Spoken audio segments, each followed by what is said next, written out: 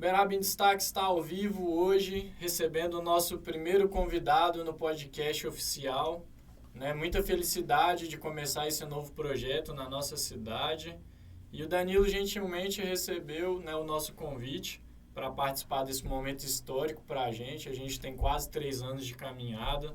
O Danilo acompanha um pouquinho da nossa história aí bem de pertinho.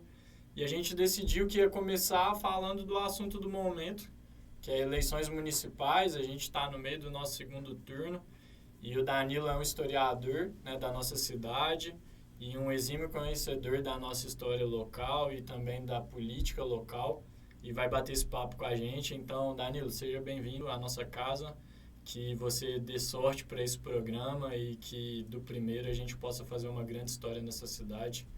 Seja bem-vindo e se apresente aí para a audiência. Obrigado, Léo, do convite de iniciar esse projeto do Uberaba em Destaque, dos podcasts, Honra e responsabilidade também. Vamos fazer um papo bacana.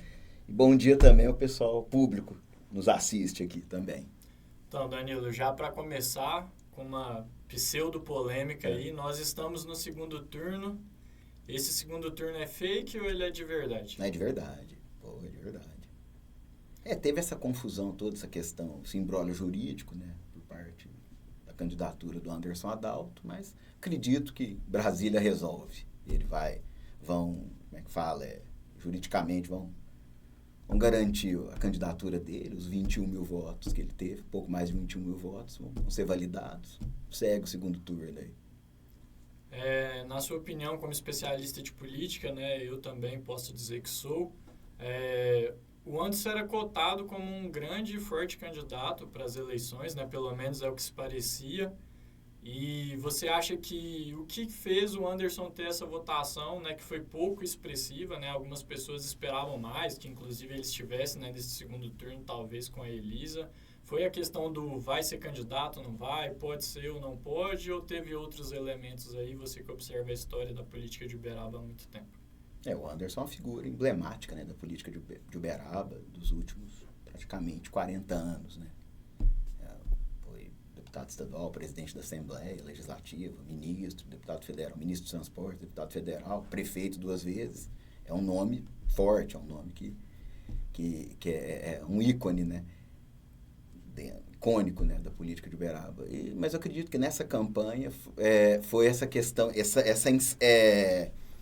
essa insegurança jurídica, que ora é candidato, não é, tá com pendência judicial, sabe, isso tudo. O eleitor, a gente tem que entender também, o eleitor também tem um lado, não digo que é 100%, mas tem parte do eleitor também trata a política como futebol. Sim. Torce, vota no que está na frente, no que tem viabilidade, sabe? Então, eu acredito muito que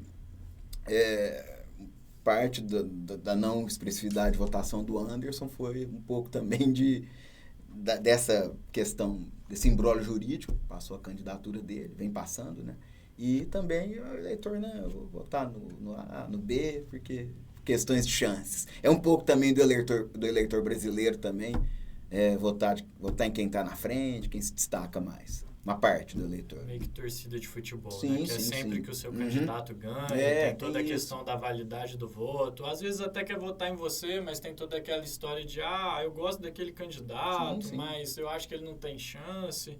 A gente teve até muito essa conversa no cenário de 2022 com Lula e Bolsonaro, sim. De que outros candidatos, que às vezes as pessoas tinham preferência, mas como a eleição estava polarizada, eles decidiram que não iam votar, E agora no cenário de Uberaba também ficou claro para alguns candidatos que podiam ser novidade, mas alguns viram que o cenário estava aí entre Elisa e Tony, Estava meio polarizado e decidiram fazer o voto útil, Também, isso é fato, acontece. Isso, não vou falar que é 100% do eleitor, mas é eleitor brasileiro, mas uma boa parte, sim, tem muito isso. É um pouco da cultura eleitoral, política do Brasil, sim. Isso é fato. Existe toda uma história, Existe uma conversa agora sobre se essa candidatura do Anderson vai ou não ser legalizada, E aí a gente vai esperar o julgamento do TSE. O Anderson está bem tranquilo, calmo, sobre a ideia de que existe jurisprudência, sim, que já foi outras votações feitas sobre um caso semelhantes ao dele e que foi aprovado. Existiu todo um bastidor né, de que candidatos, né, que estão aí no segundo turno poderiam ter procurado o Anderson perguntando, né, se ele vai ou não manter esse processo. O Anderson deixou bem claro que vai, é uma questão de provar que ele podia realmente ser candidato, e você acha que isso vai se confirmar? Esse é o cenário. Sim, ele até recente, ele declarou, ele vai lutar para essa legalidade da candidatura dele, mesmo ele ter ido para o segundo turno. É uma questão até pessoal e para futuro político dele também. Até para que os eleitores dele entendam que ele não veio fazendo uma campanha fake, que realmente era uma campanha que era propositiva e que juridicamente ela era viável, né? Agora, continuando nesse tema, você acompanhou, né, porque acompanha os bastidores da nossa política, em janeiro ali, né, não podemos dizer janeiro, mas no início do ano rodou-se as primeiras pesquisas de intenção de voto, e o que se mostrava é que a atual prefeita Elisa, que teve uma vitória considerável, né, no primeiro turno em termos de quantidade de votos, ela estava com uma rejeição grande, né? Foi trabalhada uma campanha, né, para muitos bem feita, e a que se deve, né, sair de uma rejeição tão alta de uma primeira pesquisa para chegar a quase ser eleita no primeiro turno? Aquela história, né? Quem tem é aquela máxima da política, pegar o caso política brasileira, né? Quem tem a máquina, quem está com a estrutura de poder na mão, é muito mais fácil de ser uma eleição. E é muito difícil, assim, um candidato, uma candidata que, independente do cargo que dispute, tendo a estrutura, ou vá para uma reeleição, ou que tenha um apoio muito forte, fazer feio numa eleição, sabe? Então, ela soube. Ela realmente, no início, ela estava uma rejeição alta, um desgaste, mas ela soube, nesse período aí, pelo menos provado, reverter essa situação em favor dela. Isso é um estudo. Os números estão mostrando isso aí, né? Então, sim, o que aparentemente ficou claro é que quando se começou os programas eleitorais, o uso da internet, principalmente pela prefeita Elisa, foi massivo para mostrar, né, o que foi feito no mandato dela, e ficou claro de que ela conseguiu fazer uma reversão massiva aí, né, dessa rejeição que ela tinha. E agora, segundo turno, né, tá correndo até mais frio do que a gente imaginava que ia ser. Todo mundo esperava uma disputa aí um pouquinho mais acirrada. O que se esperar desse cenário aí? Provavelmente vai se concretizar a Elisa prefeita. A gente tem que esperar chegar o dia 27. O que a gente pode falar desse cenário? Tem que esperar, né? Eleição, como dizia o Tancredo Neves, né? Eleição e mineração só depois da... Eleição e mineração só depois da apuração. Então, sabe, pode... Claro que ela teve 30 mil votos à frente do segundo colocado, o Tony, né? Mas são... Do que você conhece de política local, alguém já reverteu esse cenário? E Uberaba, sim. Historicamente, não. Nos três segundos turnos que nós já tivemos, não. 2012 e 2020, não. Que teve segundo turno, né? Eleições do segundo turno em Uberaba, não teve quem ganha no primeiro, ganha no segundo. E todos, aí pegando também histórico, dados históricos, né? Não estou cravando nada. Todos os prefeitos que foram para a reeleição em Uberaba tiveram êxito. Então, dados históricos. Não estou falando que isso vai acontecer, se vai ser A, B, quem vai, sabe? É uma questão de...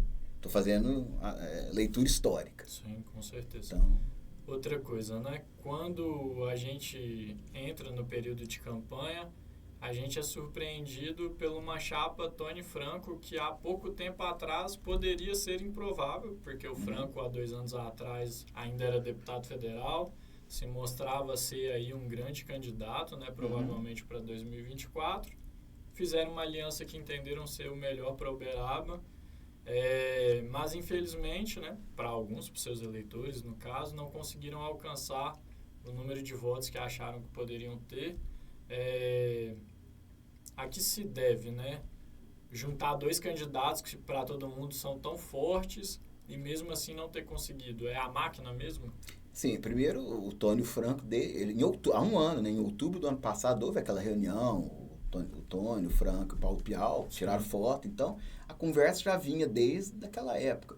Durante a pré-campanha os 3 decidiram serem pré-candidatos, mas acabou na reta final da pré-campanha a junção do Tony e o Franco. Então, não foi tão novidade assim a junção de chapa, sabe? Nesse ponto, não vejo, porque eles já estavam, a conversa vinha desde o ano passado, né, os 3.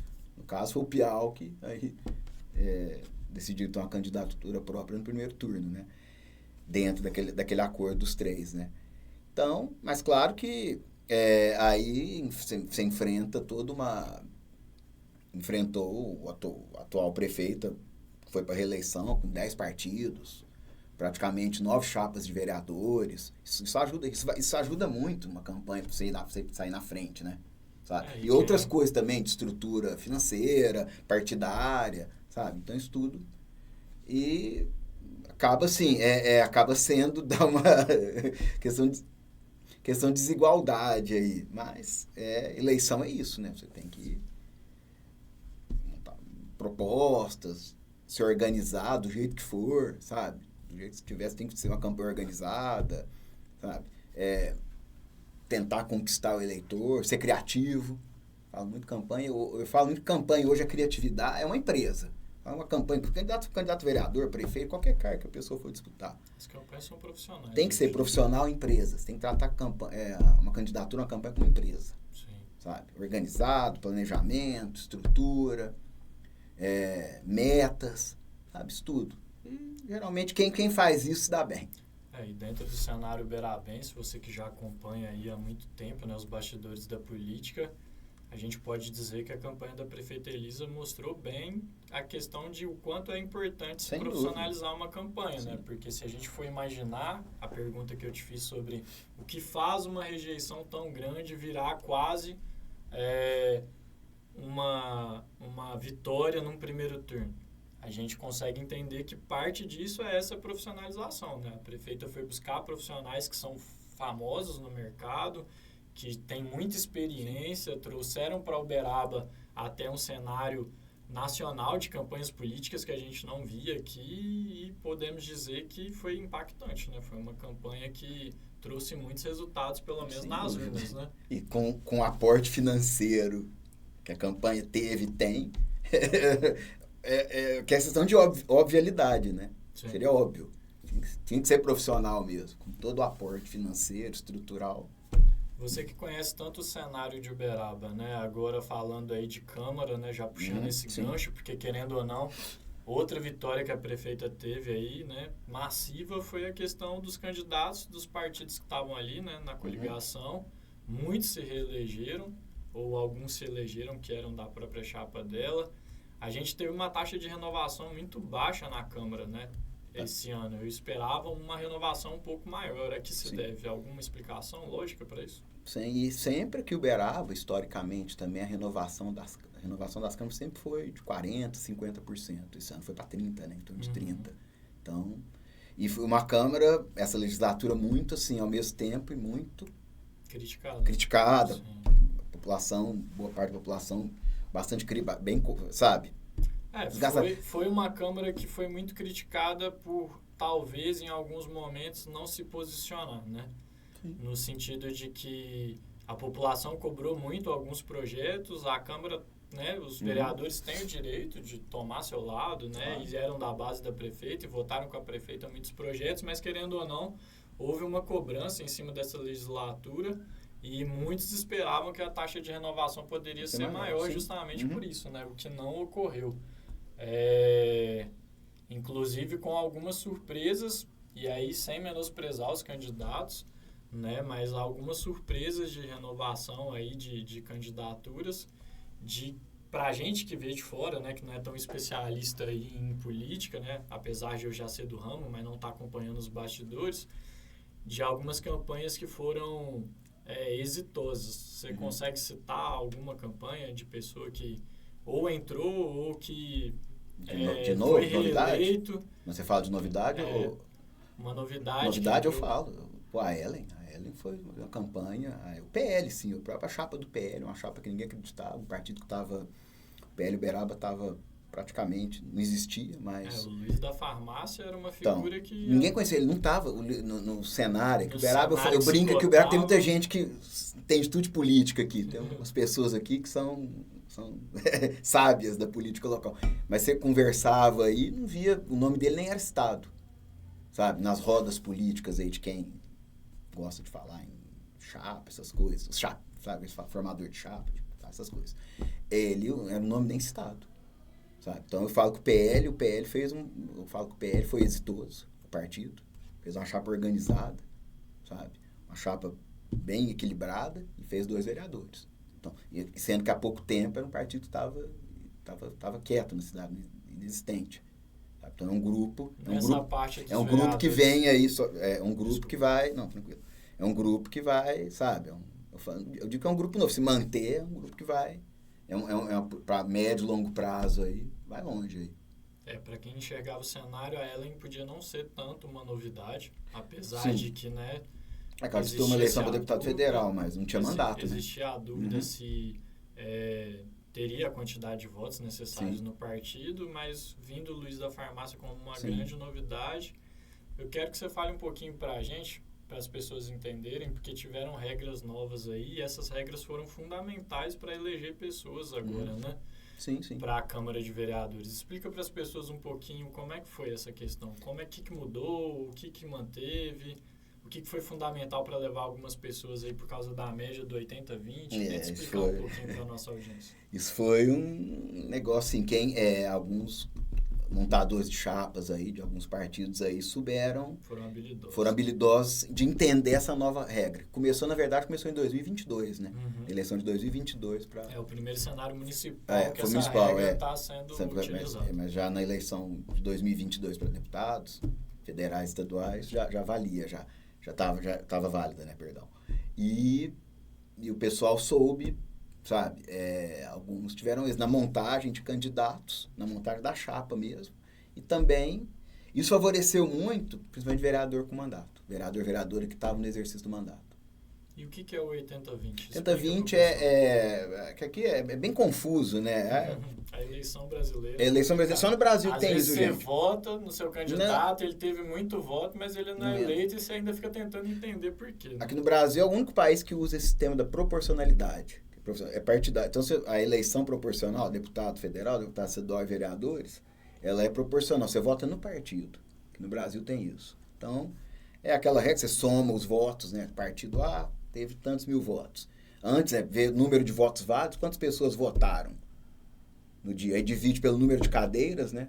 No caso aqui de Uberaba são 21, foram 164 mil votos válidos. Deu 7.880, mais ou menos, o coeficiente eleitoral. Então, o partido, para fazer uma cadeira, 7.880 na volta. Aí depois, se não dá a volta, aí é 80% do coeficiente, voltou tudo, se não deu, e aí o candidato tem que ter 20% do coeficiente. Então era 1.600 votos. O candidato ou a candidata tinha que ter, aí entrava. Então teve gente que ficou de fora. Teve partido que não conseguiu atingir.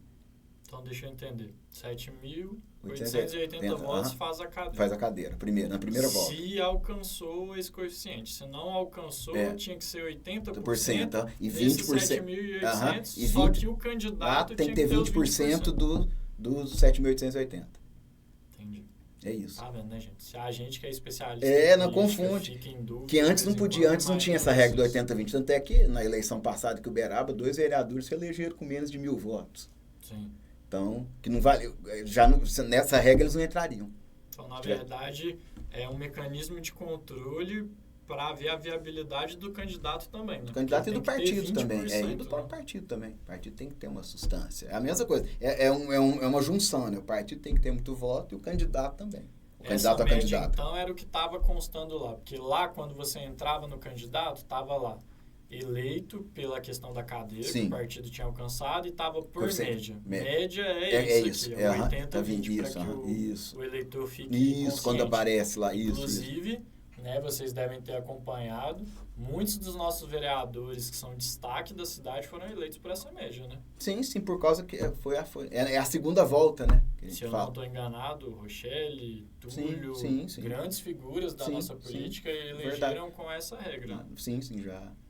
Na segunda volta, né, que fala. O próprio PDT, ninguém conseguia entender qual seria a expressão de voto ali, né? Porque a Rochelle era a cabeça de chave, até por ter um mandato. Sim. O Diego é uma figura muito conhecida na cidade, né?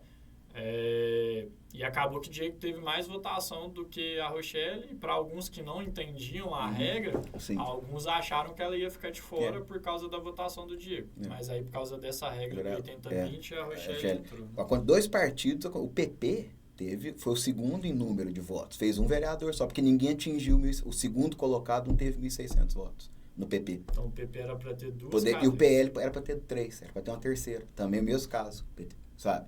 Então o PL não pegou sua terceira cadeira e o PP na segunda. Fez 1.600 votos, além dos dois candidatos que foram eleitos. E o PP também, o PP não fez uma segunda cadeira por causa disso. E aí como é que funciona? Aí vai voltando aí. Vai fazendo a regra. Vai voltando, até chegar alguém que tem essa... Teve um partido que elegeu 2 nisso aí. Então, assim, por exemplo, a cadeira era do PL, chegou lá para poder pegar o terceiro candidato, não tem ninguém com 1.600 votos. Aí volta. E para se escolher esse partido, como é que funciona? É o que tem, o candidato tem 1.600 votos? Como é que funciona essa regra? Você sabe dizer como é que é? Sim. Começa por aí. Na volta, vai somando os votos. Aí começa, se o candidato tem essa votação, e se o partido tem os 80%, entra. Foi o que aconteceu.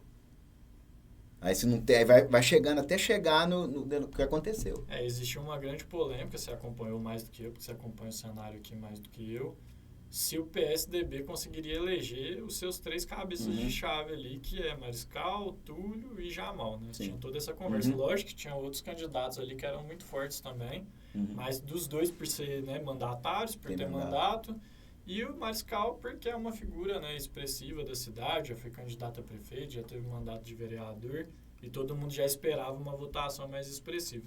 Para você foi novidade os 3 se elegerem? Era isso mesmo? A conta era essa? Ou passou no susto ali? Eu acredito que o pessoal lá fizeram a conta bem feita. Souberam, fizeram... Essa chapa, para mim, eu posso dizer, é um exemplo de ter jogado com essa regra. Com a regra, souberam. Alguns diziam que... E a votação... desculpa. E a votação do Thiago ajudou muito nisso. Com certeza, né? Então, e assim, a diferença do Túlio pro Jamal foi 60, 70 votos de diferença, o que poderia ter deixado bem votados dos dois de fora também. Se não tivesse a regra, provavelmente. Verdade, né? sim. Aí vamos voltar para as campanhas eleitorais, né? As de executivo. Para quem olhava de fora, se esperava um cenário extremamente conturbado. Afinal de contas, a gente tinha, né, Paulo Piau, ex-prefeito da nossa cidade, né, inclusive o último ex-prefeito, né, antes da Elisa. Anderson Adalto, que também era ex-prefeito.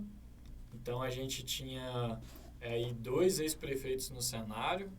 Né, o Tony, que é uma figura, né, deputado estadual aí com mandato, foi vereador, presidente da Câmara, uma longa carreira aí, junto com o Franco, que também, né, foi deputado federal. Foi vereador. Elisa com a máquina na mão. O PL, na teoria, era a única campanha de novidade, apesar do Samir já ser conhecido, né, presidente da Coagra, foi vereador.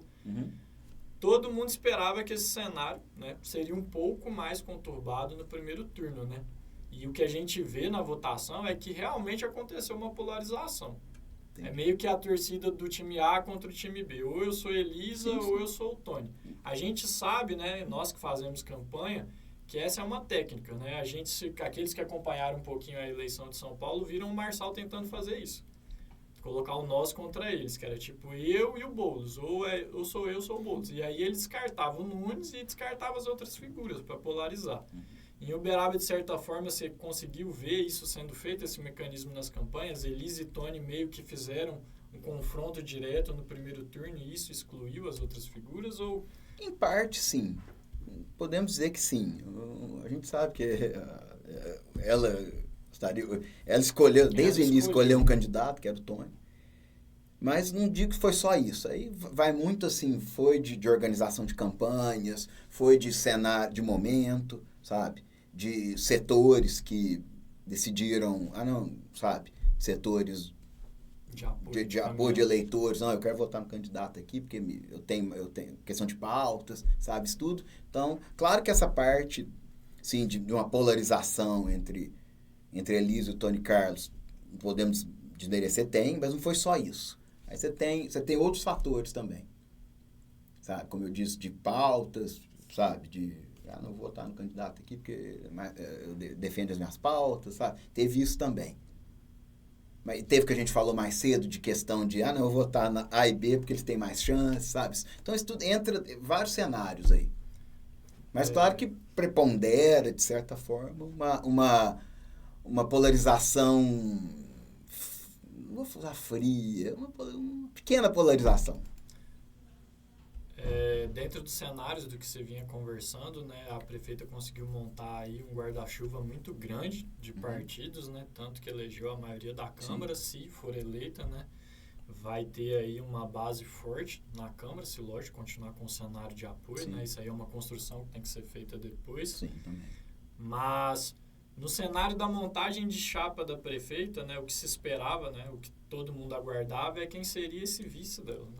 Sim. Houveram muitas conversas com vários partidos, né? A gente citou o próprio PL aqui, que houve conversas de bastidores de se existia ou não a possibilidade de acontecer, né, essa junção. E no final vem um nome que, pelo menos para mim, que acompanha o cenário político, era uma surpresa total, né? Que foi tipo, todo mundo parou para ir pesquisar, saber quem era, se tinha algum histórico político, porque até então era um radialista da nossa cidade. A Elisa traz para poder compor chapa, pela popularidade que tinha, por ser da rádio, por escolher o Tony a ser o candidato no confronto e o Mauricinho também ser da rádio. Qual a explicação de trazer alguém de fora, né, do mundo político para ser o vice? Foi isso, né?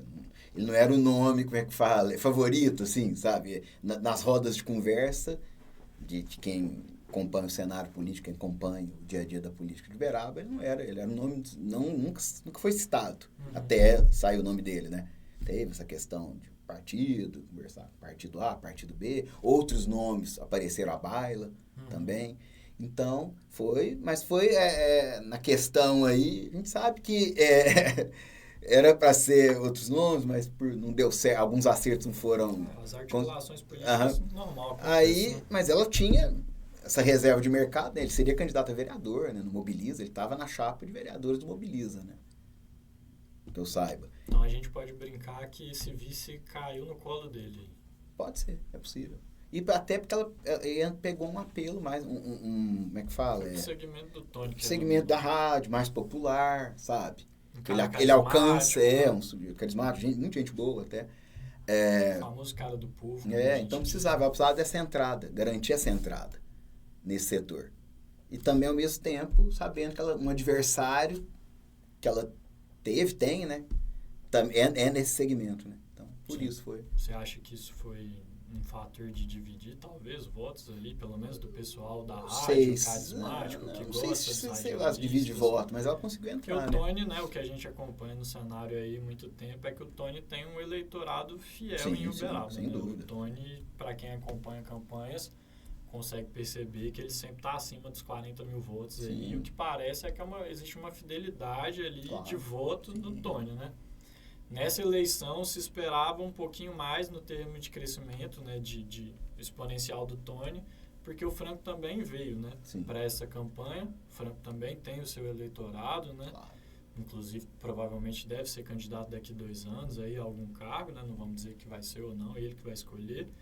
Mas 30 mil votos de diferença foi muito impactante para quem estava acompanhando o cenário, né? As leituras iniciais, ninguém diria que a gente teria uma diferença tão grande aí no primeiro turno. Se esperava mais da campanha do Tony e do Franco, ou a Elisa realmente fez o papel dela bem feito? Pouco de cada. Acho que não é 100% aqui nem 100% ali. É uma divisão dessas duas coisas. Poderia a chapa Tony Franco ter tido um maior êxito de votos no primeiro turno, sabe? E também a questão da campanha da atual prefeita de ter 10 partidos, de ter 220, só de lá 220 candidatos a vereador, já pedindo voto para você, fora outras coisas. Então, isso aí já ajuda, dá lastro, né? Com certeza. Para quem entende aí de campanha política, e aí falando da questão técnica, a campanha da prefeita foi muito bem pensada, muito bem articulada. É uma campanha super profissional. E que mostrou, através dos números, que foi exitosa, né? Agora está no segundo turno, né? Não tem nada outra eleição, segundo turno é outra eleição. A gente tem que entender isso.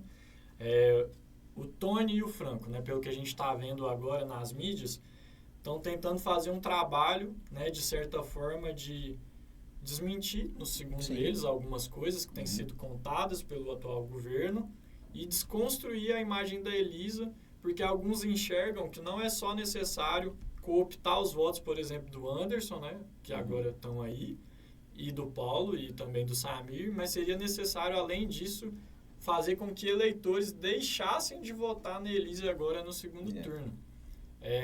Como é que você está analisando esse segundo turno? Tá morno? Você esperava mais? É por causa do resultado do primeiro turno? É isso mesmo? Eles estão tentando fazer essa desconstrução? Eles estão buscando, não vamos esquecer que em torno de 80 mil pessoas não foram votar. Para não te cortar, a gente até conversou isso aqui nos bastidores, essa desconstrução, ela vem no momento certo ou ela está atrasada? Ela tinha que ter sido um pouco mais trabalhada no primeiro turno? Poderia ter começado mais no primeiro turno, mas está no momento, o momento é esse, é o reflexo, eleição é reflexo do momento, então tem que aproveitar esse período agora para isso. Sim, não tem nada a ganhar. A estrutura, os estrategistas da campanha do Tony e do Franco tem que ir em cima disso mesmo, o papel deles é esse. É porque houve toda uma história, né? Você que acompanhou, eu não estava aqui, eu estava morando em Belo Horizonte ainda, que em 2020 a Elise era uma figura totalmente nova, ninguém conhecia, e que o Tony teria batido demais na campanha e que isso talvez teria atrapalhado na questão da eleição, que o Tony era o favorito, mas o tom da campanha talvez não podia ter sido certo. Você acha que isso pode ter influenciado em ter tido um tom mais ameno no primeiro turno, ter adotado uma estratégia diferente? A gente tem que entender que 2020, o cenário, outro cenário. O Brasil vivia um momento eles falam dos outsiders, né? Era o momento dos outsiders, os não políticos, né? A gente estava naquela onda ainda. Sim. Que a partir de 2022 começou a dar uma arrefecida, até. Acredito, esse momento dos outsiders, aí, do não político. Então, em 2020... a gente estava bem no auge disso até. Estava no auge, mas já em quê? Mas ainda estava nesse momento dos outsiders. Então, mas foi isso. Então, e o Berabense, naquela época, há 4 anos, queria algo diferente.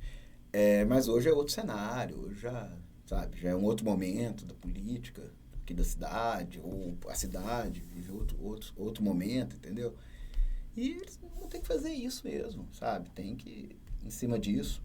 A gente não consegue cravar, lógico, né? Esse eleitorado, Anderson, Paulo Pial, Samir, alguns dizem que o eleitorado de Samir é da Elise, a gente sabe que não é bem assim. Não é bem assim, não. Não é bem assim, não. Funciona assim. Porque se fosse por proximidade, né? Porque a gente sabe que a eleição municipal é uma eleição mais próxima do eleitor.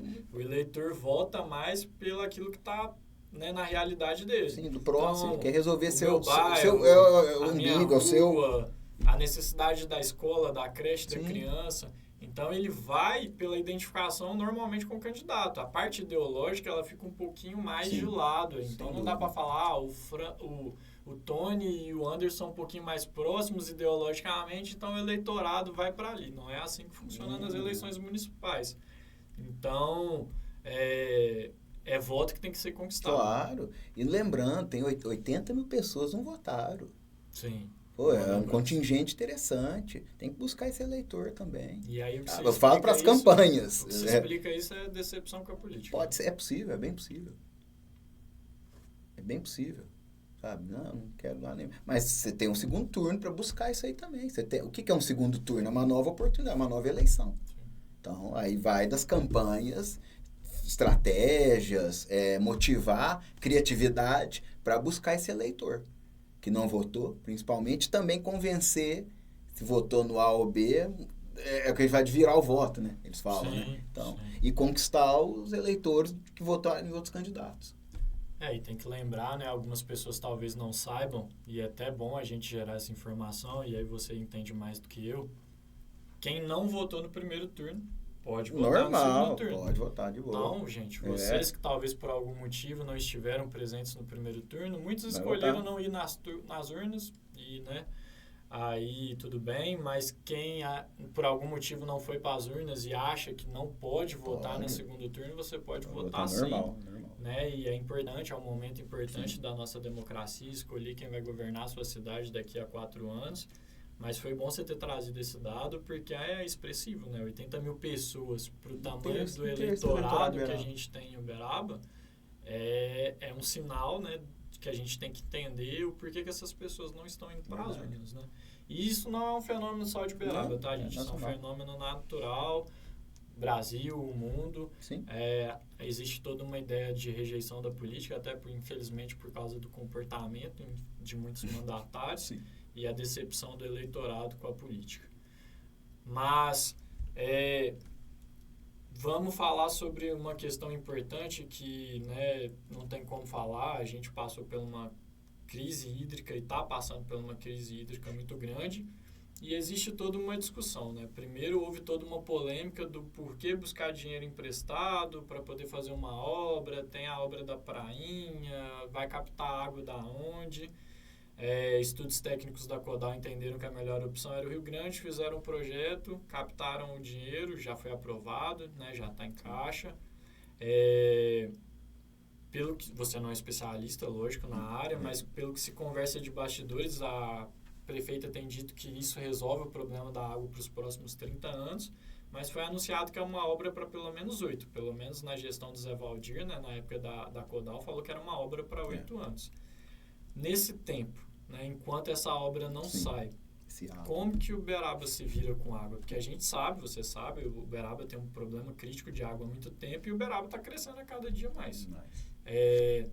Essas gestões que entrarão aí, elas vão mexer com a prainha, vão ter que trazer alguma coisa, os poços, né, do aquífero, dá para fazer alguma coisa enquanto essa obra não sai? Você acha que se o Tony, por exemplo, ganha, esse projeto do Rio Grande é mantido, pelo que vem sendo falado em campanha?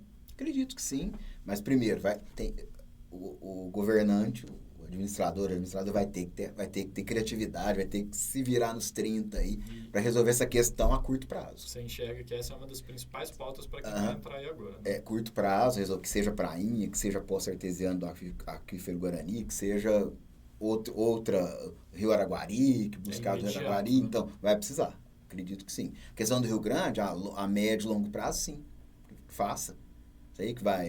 Ele é mais dispendioso, tanto financeiramente, também na questão estrutural, né? Mas é uma coisa, a cidade está crescendo. Gente, eu andei esses dias, sábado, ali perto do Morumbi, no trevo ali do Morumbi, do Jockey Park, está conseguindo, já tem um loteamento ali fazendo, ali, dando um exemplo. Então, outros na 427 ali. Então, a cidade está crescendo, o que você falou, então, é fato. O consumo de água vai aumentar. E esse período, gente, cada dia, cada ano, eu falo muito, como tá de agosto, setembro, como está esquentando, cada dia mais quente.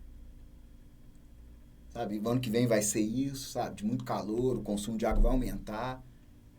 Então, o poder público, o local vai ter que se virar a curto prazo. Tem uma coisa que não dá para ficar sem, é água, né? Tem como. E eu cheguei em Uberaba, 99, 2000, e eu ainda peguei um cenário que existiam algumas fazendas dentro da cidade, né? Existia criação de gado dentro da cidade. Eu fiquei fora por 12 anos e quando eu voltei eu me assustei com o tamanho da cidade.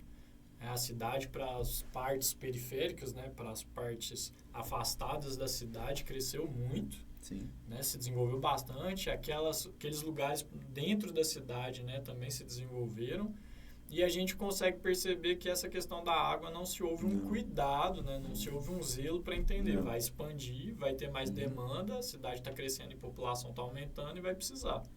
Então, é uma questão urgente e, na sua visão, realmente quem vai entrar agora vai ter que cuidar desse assunto com urgência, né? Vai ter que entrar já, tipo, sim, vamos resolver. Porque ficou muito claro, né? Você enxergou que, tipo, muitos bairros, infelizmente, ficaram aí sem fornecimento de água. Sim. E não tem como ficar nesse cenário, né? Não dá, é uma coisa que atrapalha famílias, atrapalha comércio, atrapalha, sabe, desenvolvimento da própria cidade. Se você tanto ser humano por exemplo, e do investir numa cidade que você sabe que tem problema de água, você vai colocar isso na ponta do lápis para poder entender se vale a pena ou não vale a pena, né? Sim. Dentro das propostas de candidatura, né, existem as principais do Tony e existem as principais da Elisa. Você consegue destacar algumas coisas aí que vão ser muito benéficas para a cidade de Uberaba, independente de quem ganhe? Eu sempre vou no lado positivo das coisas. Eu vejo que propostas tanto do Tony e da Elisa, boas, que vão somar para a cidade, que bom, sabe? Que vão ser benéficas, vão trazer benefícios para a população, para a economia, sabe? Para o social, ótimo. São bem-vindas, sabe? São bem-vindas. Então, acredito que... Fazendo uma análise aí desses 4 anos do governo Elisa, né, ela destacou muito o desenvolvimento da cidade na parte do empresariado, né? Um setor que ela já é forte, porque ela já tem toda uma representação, veio desse lado, né? A cidade tem gerado muito emprego, mas ao mesmo tempo a gente tem críticas pontuais em situações que outras cidades também enfrentam problemas, que é a questão de saúde e educação. Você é um educador, sabe o quanto é importante a educação para a vida das pessoas.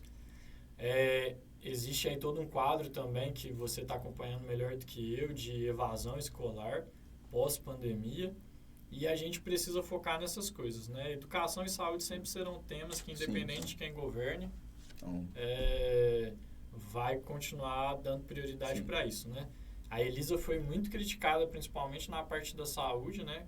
O Hospital da Criança teve que criar lá a UPA infantil, teve vários casos de crítica por causa de demora de obras nas UPAs. Ela era, né, nova, né, no ambiente político. Muitos dizem que a pandemia, mais a questão de, né, ser ainda primeiro mandato, até pegar como funciona a máquina, como é que funciona tudo isso. O que se espera agora é que ela faça um segundo governo, se caso ganhar, né, gente? Claro. Mais maduro, né? Mais consciente do que é a máquina, conseguindo desenvolver aí melhor a cidade. Né? Sim. Eu falo que são os calcanhares de Aquiles do governo Elisa, né? Que é educação e saúde. Não avançou muito, ela maquiou bem durante o período eleitoral esses dois setores, mas são setores bem... Então, isso é fato. Então, ela tem, se caso ela for reeleita, ela vai ter que trabalhar em cima disso aí, porque estão aquém, viu, do esperado para a população aí, esses dois setores. Não, e assim, dentro do cenário da escolha do partido, a Elisa ficou flertando por muito tempo, né, para entender se ela continuaria no partido que ela estava, se ela ia sair, ia procurar outro lugar. E ela acabou escolhendo o PSD, que acabou se tornando uma das grandes forças, né, do cenário municipal da nossa cidade. E isso se deve, lógico, principalmente pela influência do nosso ex-prefeito e atual vice-presidente da CEMIG, o Marcos Montes, né, que articulou boa parte dessa campanha. Que ajudou um dos cardeais da campanha dela e até do governo dela hoje. Essa articulação do PSD, pelo que a gente entende do cenário, foi fundamental para poder entregar esse resultado nas urnas também, né? Sem dúvida, né? Ela fez análise, ela viu que dos partidos aí que ela flertava, que tinha mais condições de questão de fundo partidário, de repasse financeiro, o PSD, né? À toa que foram, só no primeiro turno, oficialmente, foram 4,5 milhões, do PSD foram mais de 3 milhões de reais, só do PSD, né? Para a candidatura dela, então. Nesse ponto, acho que ela fez ela, a equipe dela, fizeram essas análises aí. Escolheram a casa que tinha condições de encampar a campanha que ela queria fazer, né? Sem dúvida. Dentro do cenário, né, eleitoral aí, os vereadores que se reelegeram, que foi uma grande maioria, a que se deve, né, essa reeleição? A que se deve o fato de, pela primeira vez, a gente, né, no cenário atual, ver uma Câmara com uma grande taxa de reeleições, né?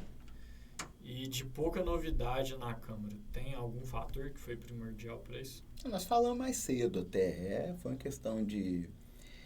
É a mesma coisa do cargo. A gente falou o negócio quando um candidato vai para uma reeleição. É mais fácil. Praticamente dos 21 atuais vereadores, 20 foram para a reeleição, né? Então, isso facilita, né? Você já sai na frente por aí. Você tem uma estrutura de mandato, de gabinete, sabe? Você tá com mandato, né? E questão até de montagem de chapas mesmo, né? Então, a maioria eles foram felizes até. Os que foram para a reeleição souberam a questão... se atinar as novas regras, se atinar a montagem da chapa. Então, isso tudo, acredito que são fatores que contribuíram muito para esse cenário da reeleição da grande maioria. Aí.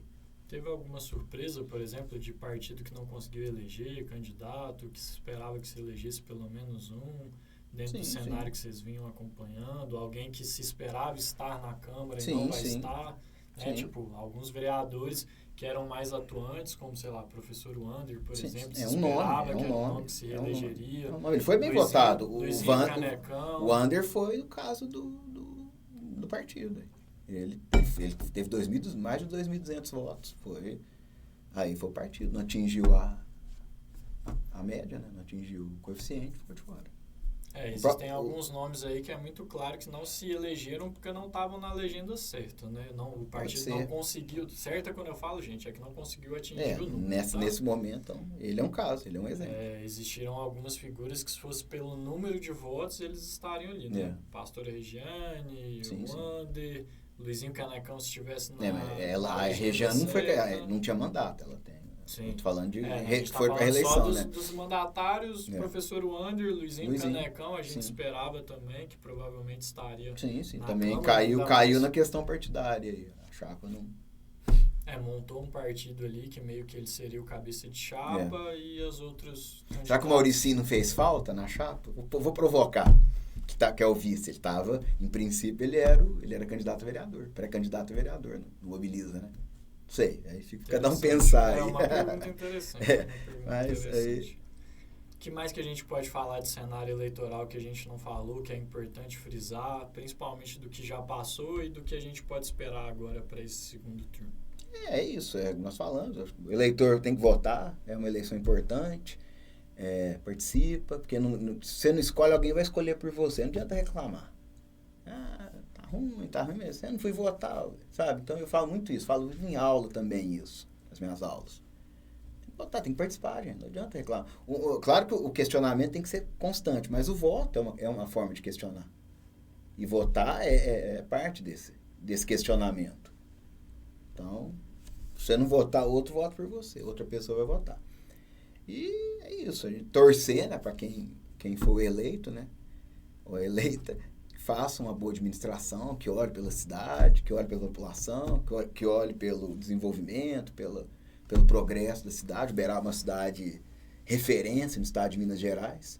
Tem que manter essa referência, ou até aumentar essa referência, esse referencial, tanto Minas e Brasil também. Então, torço para isso. Você que está aí nos bastidores também, e a gente sabe, Uberaba, querendo ou não, nesse ano ganhou, né, da Unesco a chancela de Geoparque, né? Sim. Esse é um tema que a gente não tocou ainda, mas provavelmente o próximo mandatário, sendo a Elisa ou outra pessoa, terá que desenvolver fortemente esse tema, né?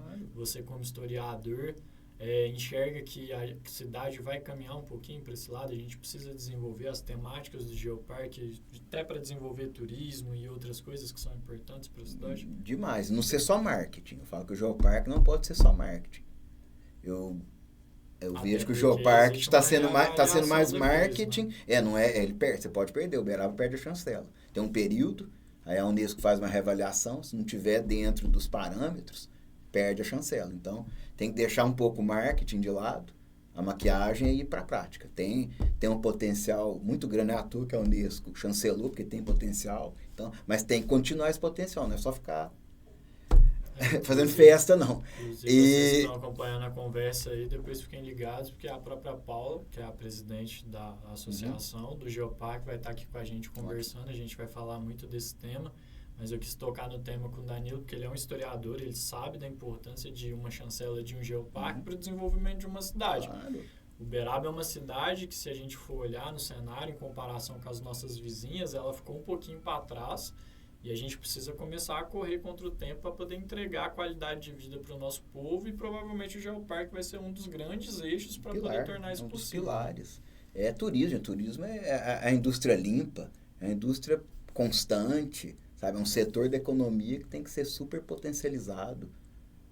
E a gente tem grandes eixos, né? Se a gente for olhar o Chico, por exemplo, o turismo religioso, não só o religioso, porque a gente sabe que o Chico também não é só religião, tá, gente? Vamos olhar a figura Chico como uma questão da caridade, tem tudo que envolve a figura Chico, querendo ou não, foi considerado aí o cidadão do século, né, brasileiro do século. Então, além, né, do eixo todo geológico, que Uberaba é uma grande referência, vocês vão conseguir entender um pouquinho mais isso na conversa com a Paula, entender o quanto Uberaba é importante para o eixo. geológico. E o Zebu a gente não precisa dizer, né? Sempre foi a grande referência da nossa cidade, vai continuar com muita força na nossa cidade.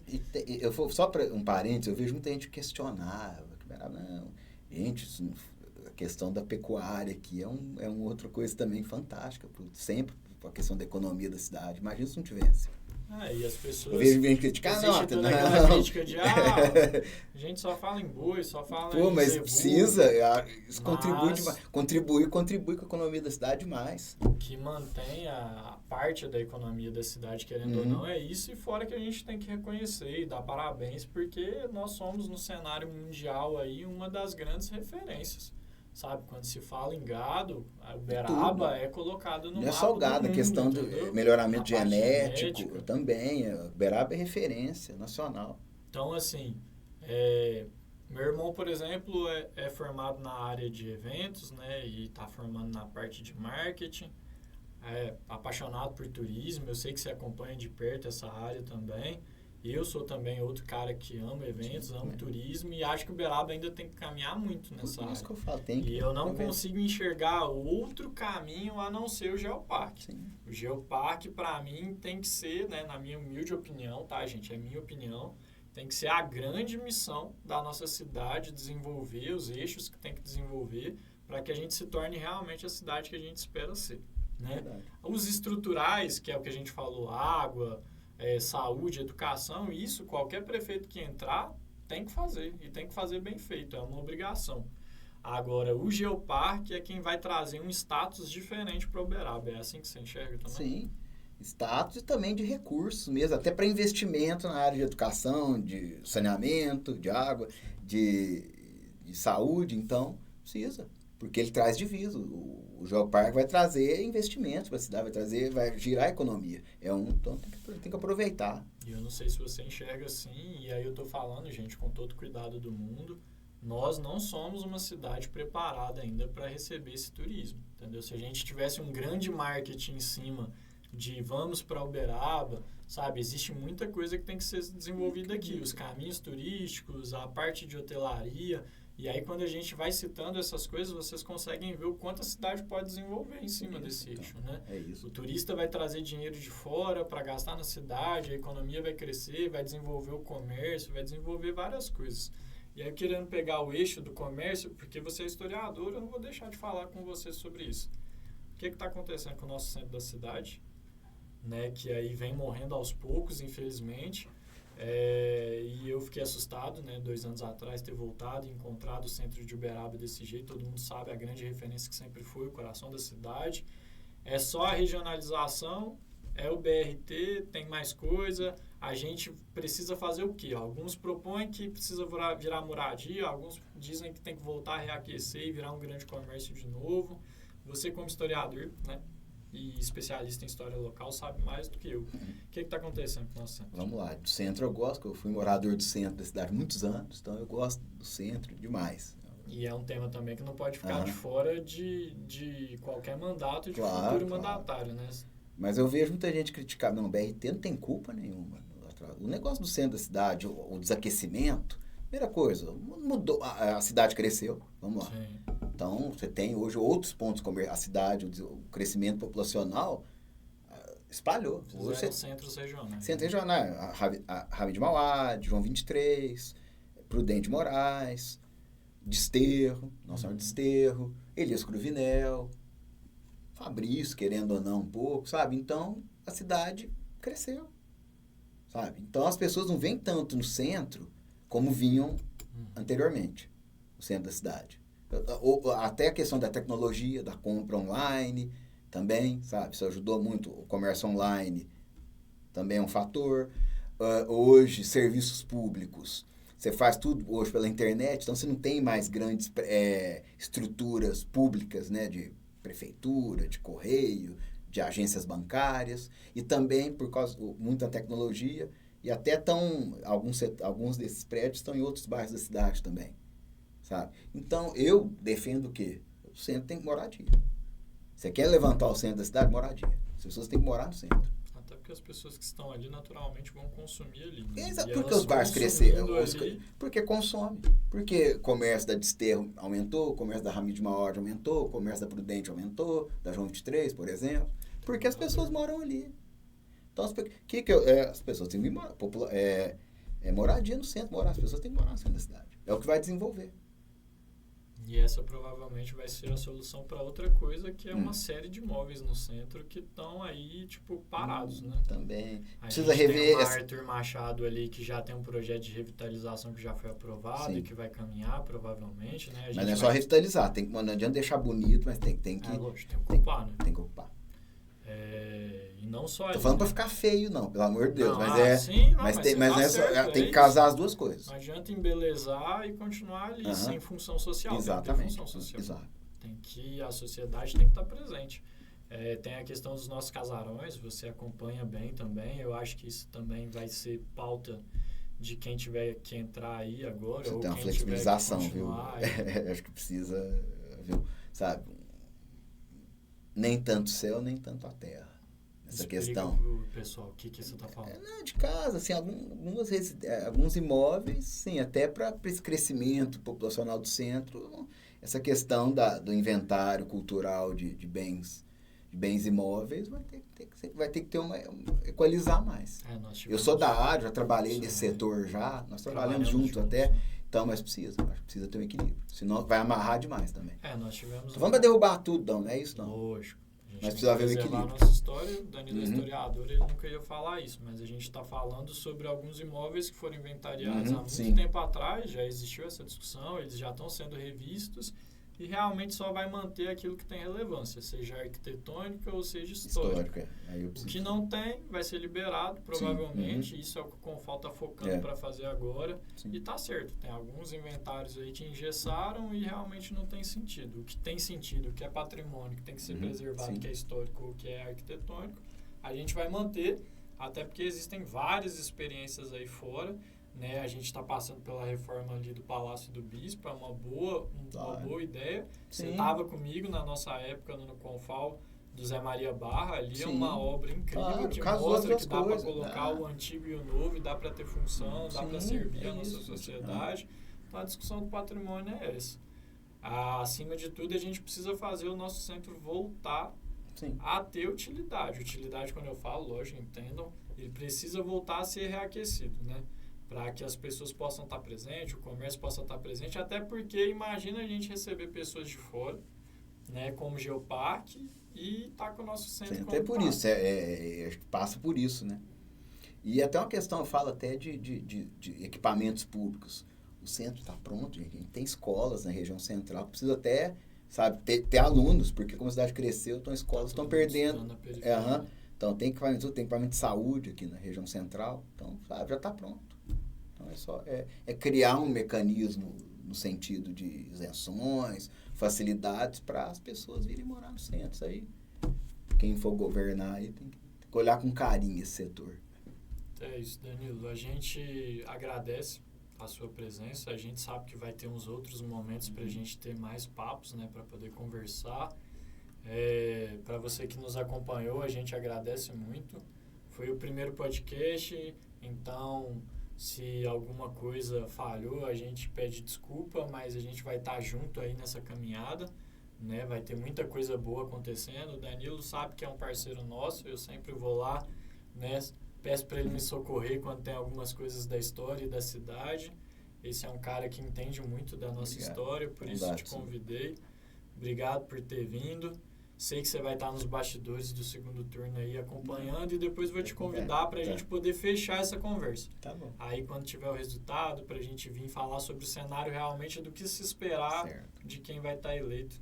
Seja sempre bem-vindo à nossa casa, faça seus agradecimentos finais.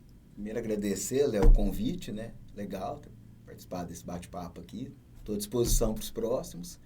E é muito legal conversar. E bondade sua aí nos elogios aí, né? Muita bondade sua. Um abração, pessoal. Valeu por terem assistido aí. Antes da gente encerrar, né, a gente empolgou um pouquinho e decidiu que a gente vai fazer 2 podcasts nesse dia ao vivo.